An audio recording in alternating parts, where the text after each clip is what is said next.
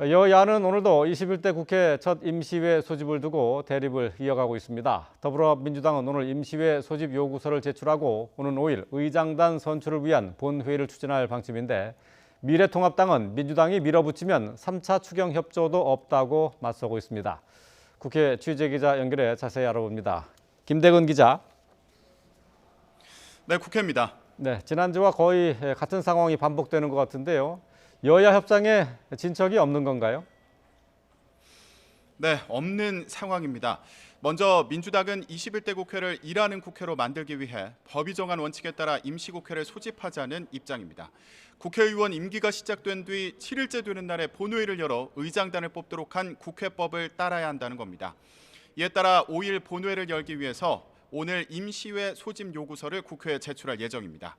임시국회는 재적의원 4분의 1 이상이 요청하면 소집이 가능하며 3일간의 공고기간을 거친 뒤에 개의하게 됩니다.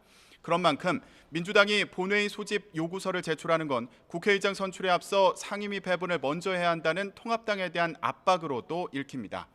민주당은 더 나아가 통합당이 참여하지 않아도 본회의를 열고 의장단 선출을 강행할 수 있다는 뜻을 여러 차례 내비쳤습니다. 김태년 원내대표는 오늘 아침 회의에서도 정해진 날짜에 국회를 여는 건 결코 협상 대상이 될 수 없다며 통합당도 더 이상 잘못된 과거 관행에 매달리지 말고 일하는 국회를 만드는 데 조건 없이 동참하라고 촉구했습니다. 이에 대해서 통합당은 민주당이 개원을 밀어붙이면 3차 추경 협조도 없다 이렇게 경고했죠. 네, 통합당은 상임위원회 위원장 배분 협상을 먼저 한 뒤에 의장단 선출을 위한 본회의를 소집해야 한다는 입장입니다. 첫 본회의 이후 이틀 안에 의장에게 상임위원 명단을 제출하지 않으면 의장이 상임위원을 선임할 수 있도록 한 국회법을 이유로 들고 있는데요. 상임위 배분 협상 전에 국회의장을 먼저 뽑으면 의장 마음대로 상임위를 배분할 수 있다는 주장입니다. 또 법사위와 예결위원장 자리는 통합당이 가져와야 한다는 주장도 그대로입니다. 양당 원내수석 부대표는 어제 저녁에도 만나 협상을 이어갔지만 이 지점에서 합의점을 찾지 못하고 헤어졌는데요. 주호영 원내대표 입장은 강경합니다. 오늘 아침 회의에서는 민주당이 법대로 하겠다며 강행 의사를 밝히는데 모든 독재 정권이 법대로를 외치지 않은 경우가 없다며 심지어 히틀러의 나치 정권도 법치주의를 외치면서 독재를 했다고 강하게 비판했습니다.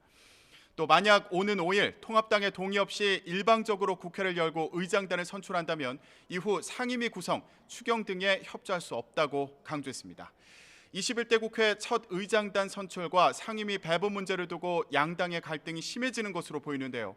다만 민주당은 본회의 개의까지 아직 시간이 있고 일단 본회의를 연 뒤에 상임위 협상은 여러 가능성을 열어두고 진행하겠다는 입장인 만큼 앞으로 상황에 변화가 있을지 주목됩니다. 지금까지 국회에서 YTN 김대근입니다.